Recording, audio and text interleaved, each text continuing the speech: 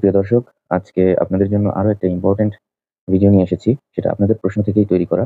যে আপনারা অনেকে জানেন না যে কিভাবে একটা লাইভ শেয়ার করবার পর যখন লাইভটা আপনি ডিলিট করছেন বা কারো ভিডিও শেয়ার করবার পর আপনারা যে ডিলিট করছেন সেটাকে আপনারা কিভাবে আপনাদের নিজেদের লগে থেকে পার্মানেন্টলি ডিলিট করবেন। অর্থাৎ আপনার প্রোফাইলে বা পেজের হিস্ট্রিতে কোথাও এটা থাকবে না। এবং সেই সাথে আমি আপনাদেরকে দেখাবো কোনো প্রোফাইলে আপনারা কিভাবে ইনভাইট করবেন। তো যারা আমার এই পেজটাতে এখনো যুক্ত নাই, আমি যেটা থেকে আরকি ভিডিওটা পোস্ট করছি, এই আইডিতে যারা এখনো যুক্ত নাই, তারা যুক্ত হয়ে যেতে পারেন এবং ভিডিওটা আপনাদের প্রোফাইলে শেয়ার করে রাখতে পারেন। যাতে ভবিষ্যতে যদি আপনারা ভুলে যান কিভাবে করতে হবে, তাহলেও দেখে নিতে পারবেন। প্লাস আপনাদের যারা ফ্রেন্ড সার্কেল আছে তারাও যদি ভিডিওটা দেখে, তারাও শিখে নিতে পারবে। প্লাস আপনার দ্বারা আপনার একটা শেয়ারের মাধ্যমে যদি তাদের উপকার হয়, তারা অবশ্যই আপনার কথা মনে রাখবে এবং ভবিষ্যতে আপনার সাথে থাকবে। তো বেশি দেরি না করে চলুন কাজের কথায় আসা যাক। প্রথমে আমরা কি করব?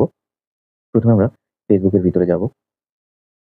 ফেসবুকের ভিতরে গিয়ে আমরা এই যে কর্নারে দেখতে পাচ্ছেন প্রোফাইলে যেভাবে যেতে হয় সেখানে চাপ দিয়ে আমরা কর্নারে ঢুকে গেলাম। এখানে ঢুকে আমরা এখানে 3 ডট দেখতে পারবেন।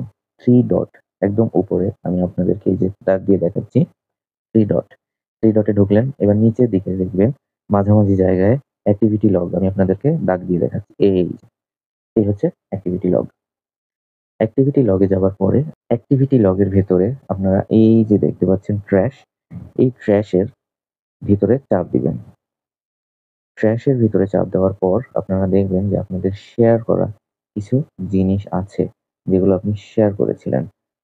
এই শেয়ার করা জিনিসগুলো আপনি যদি ডিলিট করতে চান, এখানে দেখবেন 3 ডট আছে। 3 ডটে চাপ দিয়ে আপনারা নিচে দেখবেন লাল করে ডিলিট লেখা আছে। ওখানে চাপ দিলে ডিলিট হয়ে যাবে।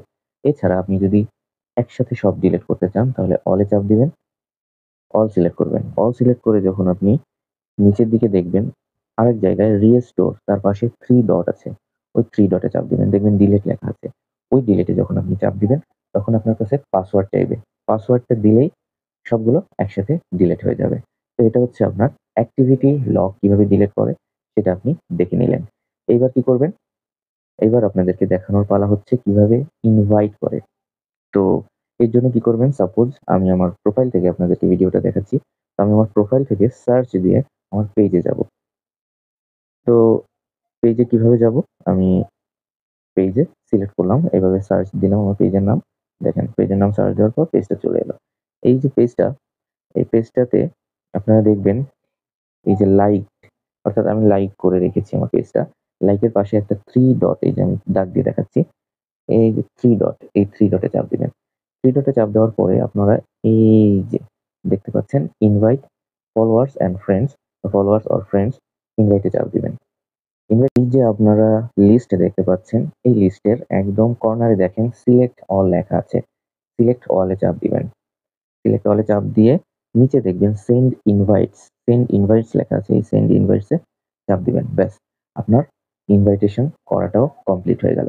তো আপনাদেরকে আজকে ২ টা জিনিস শিখালাম। একটা হচ্ছে অ্যাক্টিভিটি লগ থেকে কিভাবে আপনারা একটা কনটেন্ট শেয়ার করা কনটেন্ট ডিলিট করবেন।